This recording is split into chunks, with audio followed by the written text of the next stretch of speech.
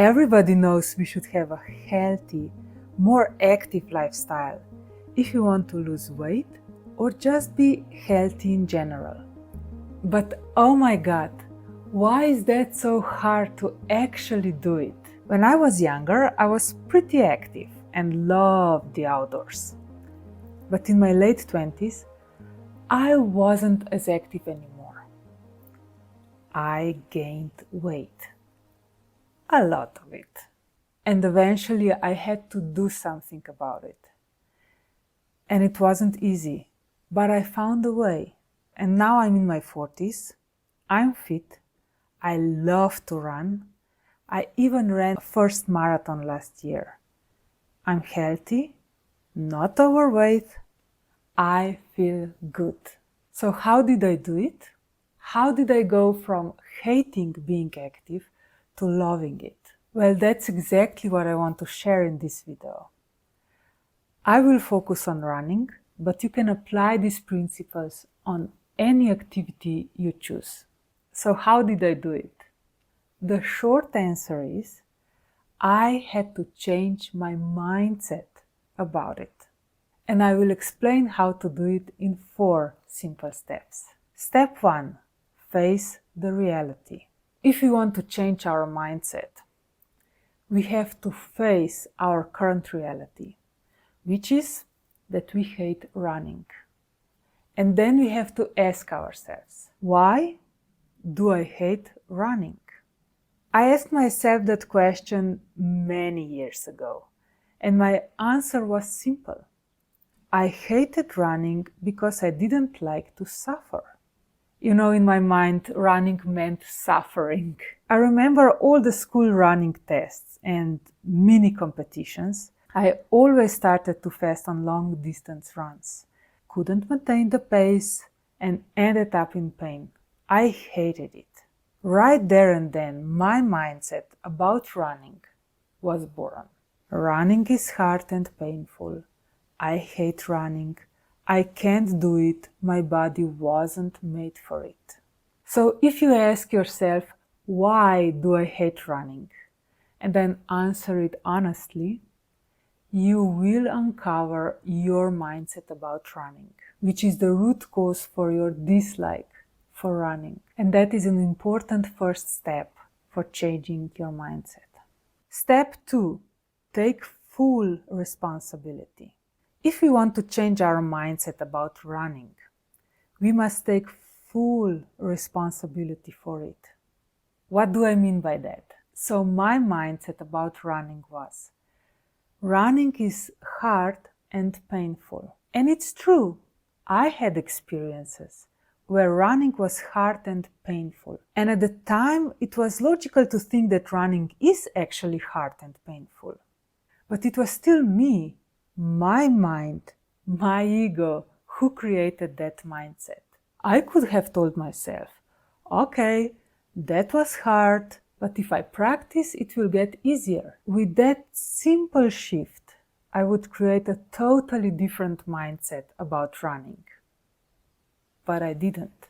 Luckily, I can change it now. Since we create our mindsets about everything, we also have the power to change them if we want to. But first, we have to face our mindset and then take a full responsibility for it. I know it might be strange to take a full responsibility for your mindset and believe that you have created it. But if you don't acknowledge that you have created it, you don't have the power to change it. Okay, my dear friends. Now that we have faced our negative mindset about running and taken full responsibility for it, it's time for step 3. Let go of the old mindset. If we want to create a new mindset about running, we have to let go of the old one. But how do we do that? How do we let go of an old mindset? Well, your mindset is tied to certain feelings. And when you let go of those feelings, you let go of the mindset. In my case, my mindset was, running is hard and painful. I hate running. I can't do it. My body wasn't made for it. And when I asked myself, how do I feel when I have these thoughts? I recognized my emotions, my feelings behind my mindset. For example, I felt hopeless, disappointed in myself, frustrated, and powerless. If we want to let go of an old negative mindset, we have to feel the emotions behind it. So ask yourself, how do I feel when I have these negative thoughts about running? When you become aware of these feelings, you can let them go. How do I do that? For example, I sit down and do nothing. I allow myself to feel the emotions I described earlier. The frustration, the powerlessness, the disappointment. It's uncomfortable to feel these emotions, but it's important that you don't hide them. You don't run from them. You don't try to overcome them. You don't rationalize them. Don't fight with them. Just let them be. They will dissolve by themselves. They will pass. That is how you let go of an old mindset, by letting go of your negative emotions that are attached to it and feeding it. And then you feel relief. The feeling of relief is a sign that you have successfully let go of those negative emotions and the negative mindset. Now that we have let go of the old mindset, it's time to create a new one, a better one. Since our mindset shapes our life, it's important that we create a strong, positive mindset that will serve us well. So step 4 is create a new mindset. This step is easy and fun. The only thing you have to do is ask yourself, what is it that I truly desire? In my case, I wanted to feel healthy. I wanted to be fit and slim. I wanted to enjoy running in nature. I wanted to enjoy life. So what do you want? When answering this question, it's important that you use positive statements. For example, I didn't say that I don't want to feel ill anymore. I said, I want to feel healthy. I didn't say I want to lose weight. I said, I want to be fit and slim. I didn't say I don't want to suffer while running anymore. I said, I want to enjoy running. You see, it's important to use positive statements because positive statements create positive mindset and the negative statements create negative one. Focus on your feelings. If your answer feels good, it will help you build a positive mindset. If it feels bad, it will reinforce a negative one. And to be honest, the old mindset doesn't just disappear after one attempt. It has layers upon layers upon layers of old thoughts, negative beliefs, and emotions. So you will need to repeat the process I just described many times. And the new mindset you have created, it also needs practice to become strong and dominant. A lot of it. The more you think in a new positive way, the stronger it will become. That's the work, that's the process. But once your new mindset becomes strong and self-evident, you will start to see real changes in your life. For example, I started enjoy running. And like I said, I ran my first marathon last year. Now I'm training for my first 30K trail race. I truly enjoy running. Okay, now you know how to transform your old negative mindset about running into a new, positive, shiny one. It's time to go outside and see if running can actually be enjoyable for you too. But like I said before, changing your mindset about running will take time. But you don't need to wait for your mindset to completely change before you go outside and start running. For that, I have my 3 personal tips on how to start running and enjoy it while you're still working on your mindset. Tip number 1. Start small and slow.